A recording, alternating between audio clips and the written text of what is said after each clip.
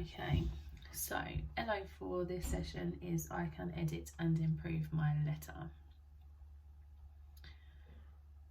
Okay, so you've got a couple of tasks in this lesson. Your first task is to recap what you've previously done. So you need to read over your letter. Now on this slide, I've added the letter structure. So this will help remind you of what you needed to include in your letter.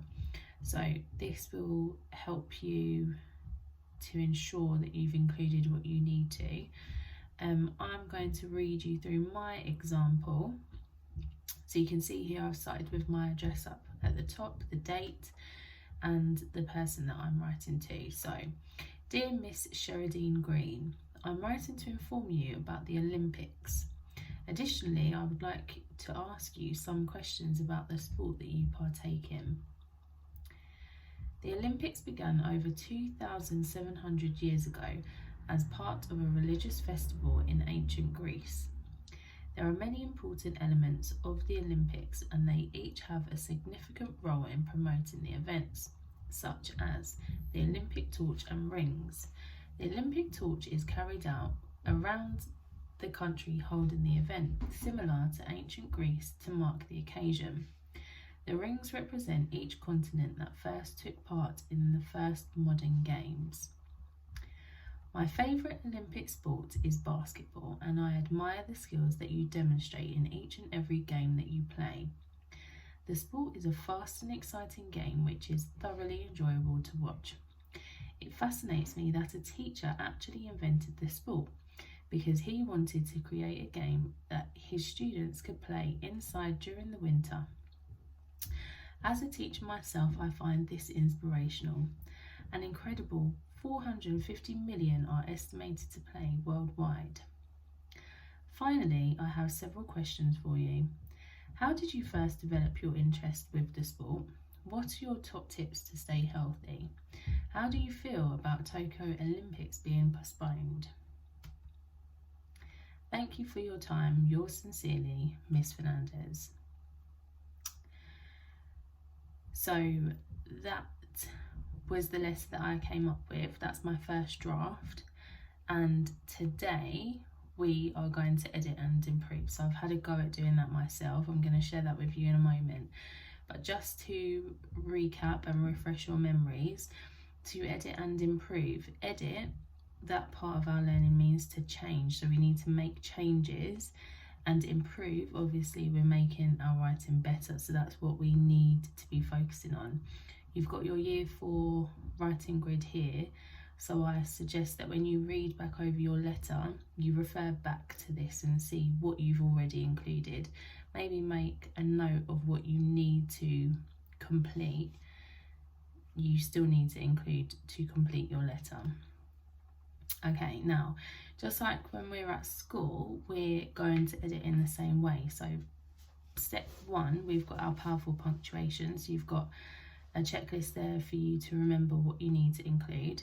Now after that, I have added just some useful hints for you just to refresh your memories on the punctuation that you should be including in your writing. If you're feeling like challenging yourself, see if you can include something there that maybe you haven't used before. Step 2, you need to be focusing on your spellings. So you need to be using a dictionary to make sure that you spell all of those words correctly. I've added a year 3 and 4 word mat just in case you find that useful. Step 3 is my favourite part. So this part you are making your improvements, so our incredible improvements.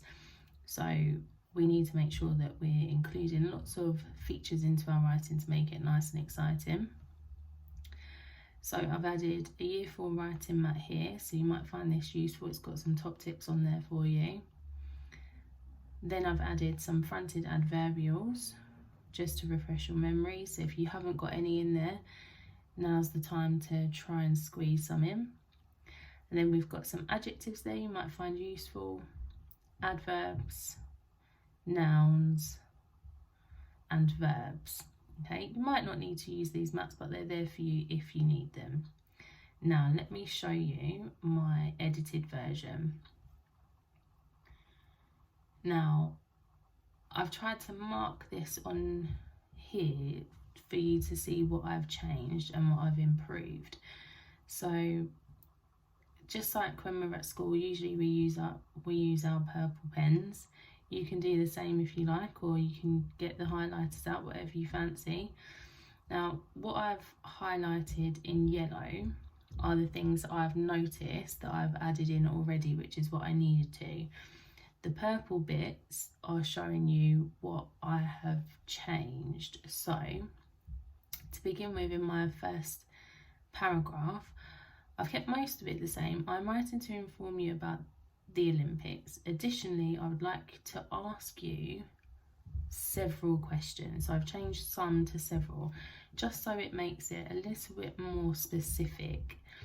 So several questions about the sport that you partake in. Now, I know this is just introducing our letter, so I'm quite happy with that. We don't really need much more information in there, so I'm happy to leave that as it is. Now, my next paragraph, astoundingly, the Olympics began over 2,700 years ago as part of a religious festival in ancient Greece. This just begins my sentence in more of an interesting way, okay? You can see that it's an adverb, so that's another tick for my grid. There are many important elements of the Olympics, and they each have a significant role in promoting the events, such as, so I've continued this as one sentence, so I've changed some punctuation here, such as, and I've added in a colon there, so such as the Olympic torch and rings. I find that that has flowed much better than what it did before. The blazing Olympic torch, now I've created an expanded noun phrase there. So blazing Olympic torch, just giving that extra description, making it more interesting to read.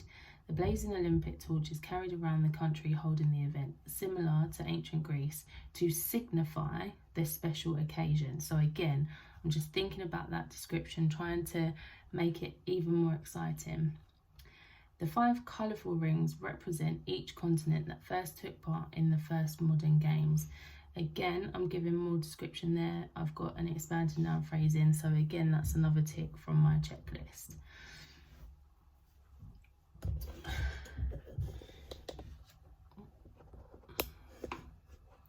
I hope that this is making sense. I hope that it's refreshing your memory on how to edit and improve your writing. I'm going to leave it there. I'm going to upload these examples. If you see something that you like, you can magpie. But I know that you can do a much better job than what I can. So good luck. I'm sure your letters will be fantastic, and I can't wait to read them and see them on the blog. Okay, hope that helps. Hope you've enjoyed this session. Take care, and I'll see you soon.